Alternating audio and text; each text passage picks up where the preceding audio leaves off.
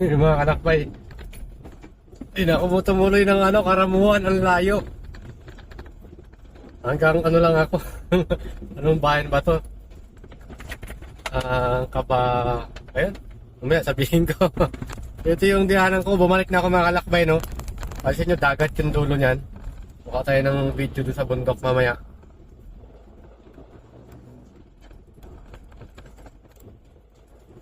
I-scout ko sana yung Karamuan mga kalakbay. Naghahanap kasi ako ng ng kliyente doon. Kaya lang, nung nakita ko sa Google ko, 242 yung dating ko. Parang wala na akong matrabaho pag Kabutunan. So ito, hanggang bahay na ako ng Kabutunan, hindi na ako dumiretso, no? Baka next time na lang. So ito, makikita nyo yung kalsada dito. Okay naman. Bibira yung In mga sasakyan 300 na dumadaan. meters, turn left. Tapos, simentado naman yung kalsada. Peaceful naman din yung lugar. So, titigil ako sa bundok para mamaya bibidyohan natin yung dagat nila. Silip lang tayo.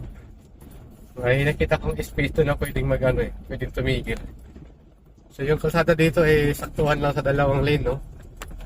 Be careful lang pagkabaguhan ka kasi medyo pag-iwang-giwang din yung kalsada dito. Pero yun na nga, sayang hindi ko naabot yung Karamuan. Bali, next time na lang. May kailangan kasi ako pupuntahan doon sa bayan ng Guwa. Guwa, Camarines Sur. Babalik ako, doon na ako magtrabaho. And then, next time, pilitin natin na makarating ng Karamuan. Baka sakaling may makuha din ako doon kliyente at makabalik ulit dito. Tapos, yung mga daan ng mga kalakbay na nakapalibot dito, bundok yan, no? Pero yung kalsada naman dito, hindi naman kagaya sa Biskaya natatawid talaga sa pinakatuktok ng bundok. Ito, buuin na natin yung 3 minutes na video.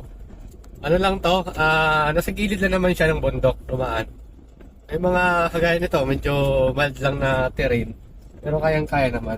So, tingin ko sa dagat nila dito, parang hindi talaga totally white sand. Dito banda yan sa lugar na to, Pero hindi ko sure yung Karamuan kasi maganda naman ikita natin sa mga post sa Google Maps pagka mo. Pero malinaw yung tubig dito, medyo green. Ano ba? Ano ang tamang term yan? Bluish green? Ano ba? Parang ganyan yung kulay. Mamaya, abangan nyo sa next video.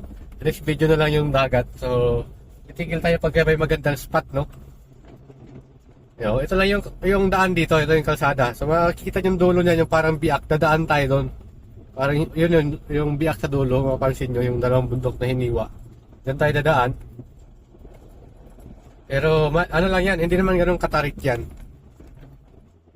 So, ito, magandang spot na to para mag-picture-picture tayo dito sa gilid ng dagat, no? Merong space na pwede pagtabihan. Pero parang nakakatakot, Ang taas pala nito. Pero ano natin, subukan na lang natin, andito na